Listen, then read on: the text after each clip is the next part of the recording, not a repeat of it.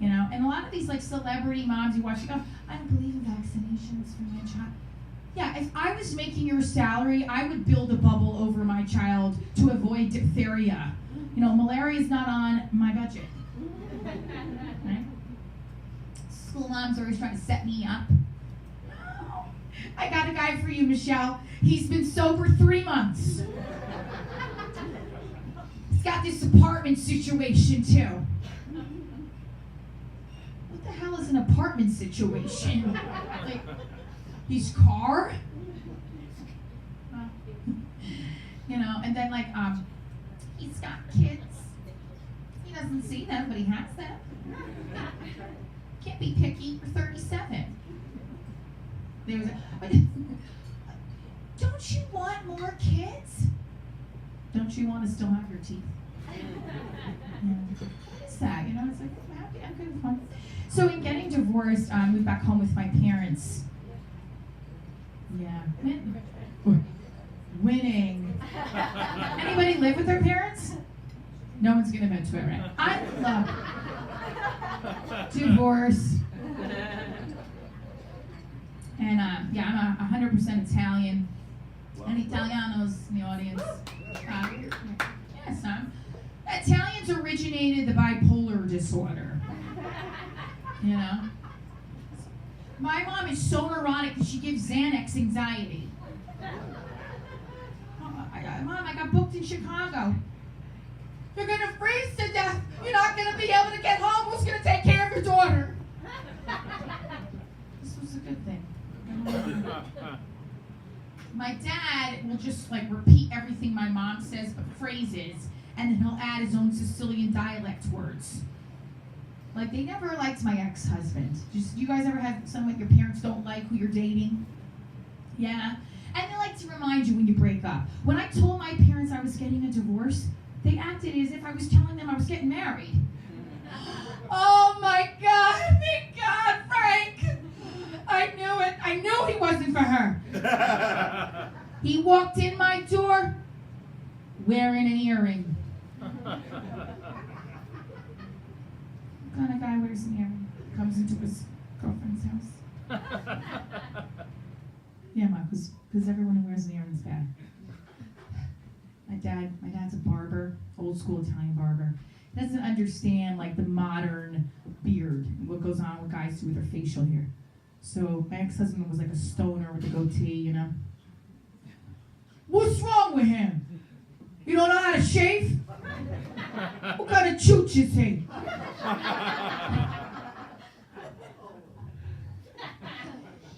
And like when you go into an Italian house and, you know, the mother offers you food or drink, you take it. My ex-husband didn't take it. I offered him a cup of coffee. You know what he said to me? I don't drink hot beverages. Who says that? Who says that to their girlfriend's mother? Yeah, you do something with it. Even if you don't drink it, you take it. You start with the spoon. Do something with it. Oh, what kind of chooch is this guy? My dad loves John Wayne, you know, but it's not appropriate programming for a toddler. And if you watch it, Dad, you gotta turn this off. He's killing people. What's wrong with John Wayne? He would have drank your mother's coffee. You should have married a guy like John Wayne. Appreciate it. You know, when in the summertime, you know you're a single mom in the summertime when you lie about your address to get into the good pool. You know what I'm talking about? In my town, the pool's got Band-Aids floating, there's the tiles all chipped. Probably get sick if we went in for a while. And so I lie about my address. I have a town close to me in Jersey. It's called Cedar Grove. Right? Now, anything that ends in Grove is prettier than Clifton. Like a cliff. No one wants it. So I have an uncle who lives in Cedar Grove. And so I would use his address. But all these like daycare school moms, they know where I really live. So when they would see me at the pool, oh, hi Michelle. What are you doing here? I said, swimming. Did you move to the Grove? I can't afford the Grove. I was like, yeah, no, just... And they're saying it loud enough so that the manager can look over and go, what's going on? Who's lying about their address? I'm like, no, just shut the fuck up and watch your kid in the pool. And like I'm behind on all these things that parents do, and I feel like I'm always in the weeds. Like my daughter's 6.5 now, and I was raised Catholic, so now if I don't get her communion, my whole Italian household will collapse. They'll say, oh no, she's going to hell, friend. Where's the garlic? She's not getting her. You're not gonna bring her to Sunday school? What 6.5-year-old wants to sit in church for 2 hours reading the Bible on their day off?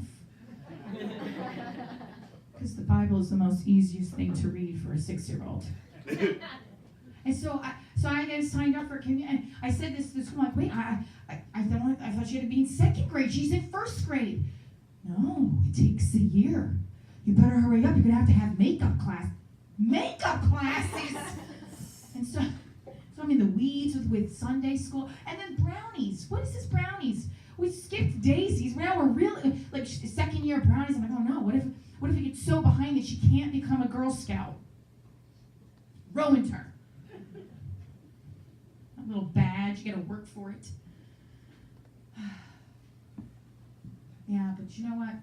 I really, like, my parents, they've been married for 45 years. Now, anyone married for 45 years here?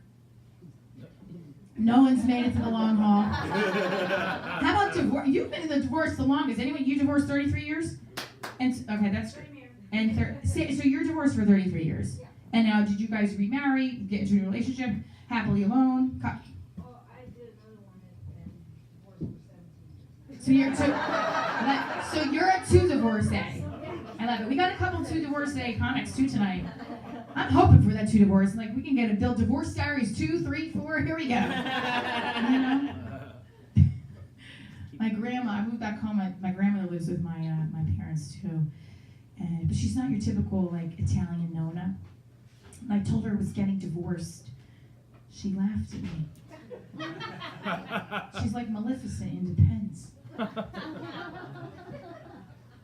And her and my grandfather stayed in separate rooms for years. My dad told me a story once. He goes, no, you know, my father really didn't want to stay married to my mother. They were miserable for years. And right after they got married, he said, my grandfather said to his mother, I think I made a mistake. It's too bad. You never get divorced. So when I said, my grandmother looked so down at me, she said, I can't believe you did it. I was like, I can't believe you stayed married. You both cheated on each other, lived in separate rooms for years, acting like you were so happy. I can't believe that. Oh, no. I've committed a crime as a mom. I have not taken my child to Disney World. And she's 6. But there's a Groupon. I don't understand how you could do it. It's so affordable with a Groupon. Yeah, and so is the PSC and G bill that I gotta pay. What? Look down on me for that. My daughter loves these LOL dolls. I don't know if you know what they are, but they're these rubber fancy little dolls, and they come in balls, and they're dressed like hookers.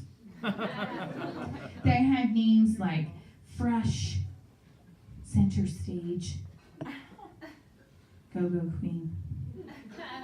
And they do 3 things that I guess a woman should be able to do, right? They cry, they spit, and they pee. But they only do one of the 3 things. But they don't swallow. Drink. Divorce. Yeah. My ex-husband would write when we were getting divorced. My attorney's here. Have you ever hear this? Premature child support. Have you ever used that phrase? No. Only mine, huh? So I was not awarded premature child support because they didn't figure out a parenting schedule.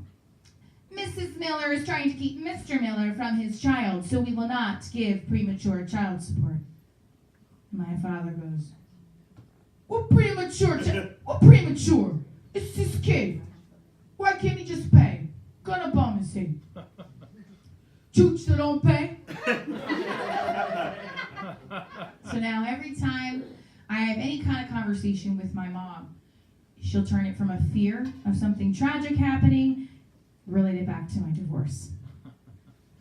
You brought your father whole milk. He can't drink whole milk. He has COPD. He'll choke on the fat from the milk. He won't be able to breathe. We'll have to rush him to the hospital. He'll die. We'll have to sell the house. We'll be out in the street. And all because you married your bum ex-husband, you moved back home, and you bought whole milk.